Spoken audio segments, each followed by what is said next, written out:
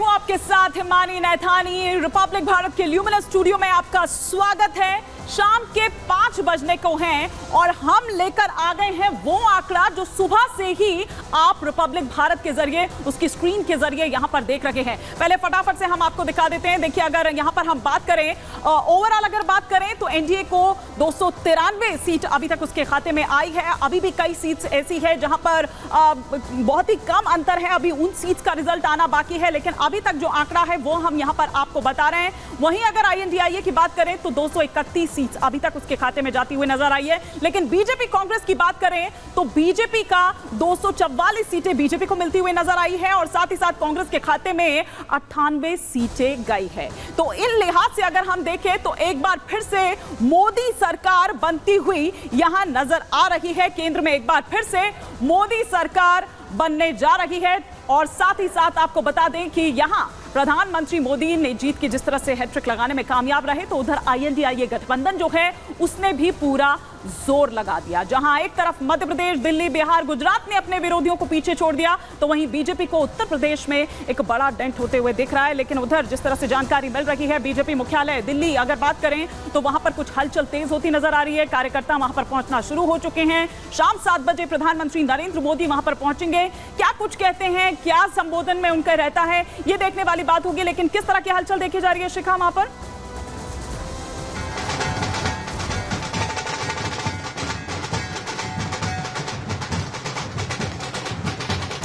मुझे लगता है कि शिखा तक आवाज नहीं पहुंच रही है। शिखा तक आवाज पहुंच रही है क्या? शिखा, आपको मेरी आवाज आ रही है?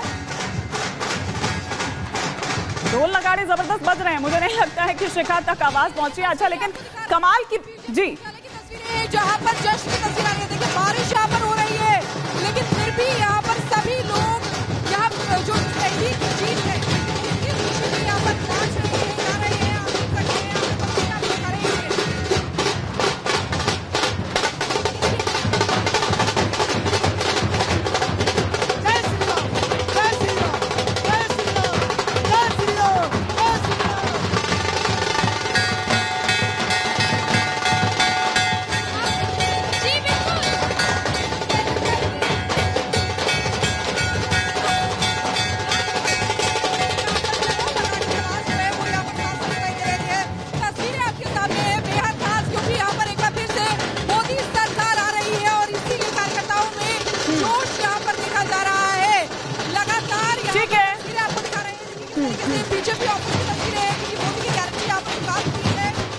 कार्यकर्ता उत्साहित नजर आ रहे हैं। जिस तरह से हमारी सहयोगी शिखा शर्मा ये तस्वीरें यहां पर दिखा रही हैं, बार बार हालांकि उनका फ्रेम भी फ्रीज हो रहा है, लेकिन कार्यकर्ता उत्साहित नजर आ रहे हैं क्योंकि एक बार फिर से मोदी सरकार आने जा रही है। जिस तरह से आंकड़े यहां पर बता रखे हैं, हैट्रिक लगाने जा रही है मोदी सरकार, जो आंकड़े यहां पर निकलकर सामने आए। लेकिन वहीं दूसरी तरफ बीजेपी अध्यक्ष जेपी नड्डा के घर 2 घंटे बैठक हुई। राजनाथ सिंह और अमित शाह इस बैठक में शामिल हुए। नतीजों को लेकर वरिष्ठ नेताओं के साथ मंथन भी किया। अब किस तरह से आगे चलना है, क्या रणनीति रहेगी, क्या स्ट्रैटेजी रहनी चाहिए, इसी को लेकर मंथन का दौर चल रहा है। तो वहीं जो अपने एलाइज हैं, जो अपने घटक दल हैं, उनसे भी लगातार बातचीत कर रही है बीजेपी। खुद अमित शाह ने फोन कर बातचीत की है। चाहे हम हिंदुस्तानी आवाम मोर्चा की बात करें, सोचिए उन तक से यहां पर बात तो हो रही है। कल एनडीए के जो तमाम घटक हैं उनकी दिल्ली में बैठक बुलाई गई है। लेकिन वहीं आईएनडीआईए की अगर बात करें तो वो उसने भी खूब जोर लगाया है। आंकड़े ये बता रहे हैं, दर्शा रहे हैं और इसीलिए आज कमाल ये हो रहा है। प्रीति पांडे जी हमारे साथ जुड़ी हुई हैं, संजय मिश्रा जी हमारे साथ जुड़े हुए हैं, अजय जी हमारे साथ जुड़े हुए हैं, तारिक साहब हमारे साथ जुड़े हुए हैं। कमाल ये हो रहा है कि दोनों तरफ से जश्न की तस्वीरें सामने निकल कर आ रही है। प्रीति जी, कंफ्यूजन ये हो रही है कि भैया कहाँ किसकी तस्वीर ये सामने आ रही है, पूछना पड़ रहा है। सबसे पहले तो बधाई दे दूं कि जितिन प्रसाद जी 1,70,000 वोटों से जीत गए और ये संजय सिंह जी जो गन्ना मंत्री हैं, पीलीभीत से एमएलए हैं, उनकी कॉन्स्टिट्यूएंसी है, तो पहले वो बधाई के पात्र हैं कि उनकी कॉन्स्टिट्यूएंसी से 1,70,000 के वोटों से जितिन प्रसाद जी जीत गए।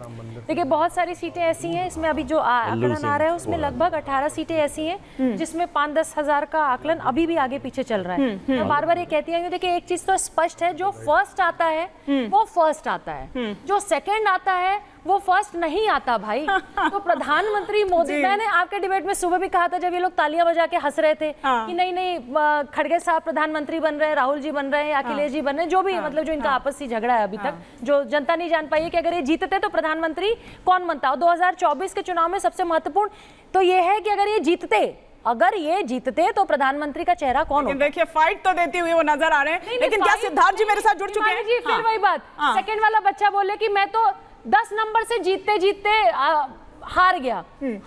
हार होती है, प्रधानमंत्री तीसरी बार शपथ लेंगे, ये जनता ने तय कर दिया।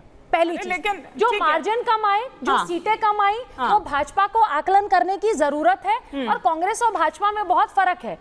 एक 70 साल से जीतती हुई पार्टी आज 100 नंबर पे अगर सिमट रही है, 150 पे सिमट रही है, तब भी ताली बजा रही है अखिलेश जी के पीछे खड़े होके। ये तो शर्म की बात है। अखिलेश जी के लिए वाव फैक्टर काम किया, राहुल गांधी जी के लिए नहीं। आपके 70 साल पुरानी पार्टी थी, देश की सबसे बड़ी पार्टी, आज सिमट गए आप। ठीक है, आपको फिर भी ठीक है, ये आप कह रहे हैं, लेकिन अजय जी के लिए तो आज खुश होने के लिए बहुत सारे रीजंस हैं, मैं उस पर भी आऊंगी। लेकिन एक बड़ी खबर इस वक्त आ रही है, 7 जून को एनडीए की ये इस वक्त बड़ी जानकारी मिल रही है।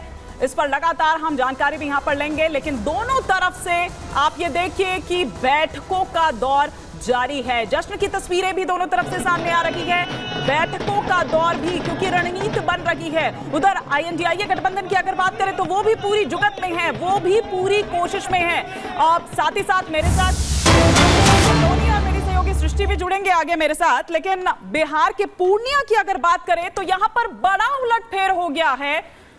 पूर्णिया से पप्पू यादव निर्दलीय जीते हैं। अब देखिए पप्पू यादव को लेकर, पप्पू यादव यहां से लड़े नहीं लड़े, फिर आरजेडी की ओर से उतार दिया गया था, मतलब वो भी बहुत दिलचस्प रहा था। लेकिन पप्पू यादव की अगर बात करें तो वो पूरी तरह से आश्वस्त थे, वो कॉन्फिडेंट थे, जीने मरने की बात करने लग गए थे। अभी तो नतीजे से पहले यहां पर, उससे पहले भी कांग्रेस की ओर से भी कहा गया कि भैया गठबंधन की यहां पर बात है। आरजेडी द्वारा भी, तेजस्वी यादव द्वारा खुद किस तरह के जो आरोप प्रत्यारोप का दौर रहा वो भी हमने देखा। लेकिन पप्पू यादव डटे रहे, क्योंकि पप्पू यादव कह रहे हैं कि भैया यहां से मैं नहीं जीतूंगा तो और कौन जीतेगा। पप्पू यादव तो यहां अगर बात करें तो अपने आप में एक फैक्टर है।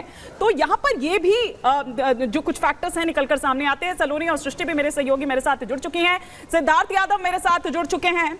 सिद्धार्थ यादव जी संतुष्ट हैं जो अभी आंकड़े निकलकर सामने आ रहे हैं? हालांकि अभी भी कई सीट्स ऐसी है जहां पर मार्जिन है, कहीं 5000 का, कहीं 10,000 का, कुछ सीट से फंसी हुई हैं अभी भी, लेकिन संतुष्ट हैं आप? देखिए हिमानी जी, अभी मैं भारतीय जनता पार्टी के केंद्रीय कार्यालय में मौजूद हूं और बाहर अभी जश्न मना के आए हैं। आपके चैनल ने भी उसके विजुअल्स दिखाए हैं। तीसरी बार पुनः एनडीए की सरकार को आशीर्वाद इस देश की जनता ने दिया है।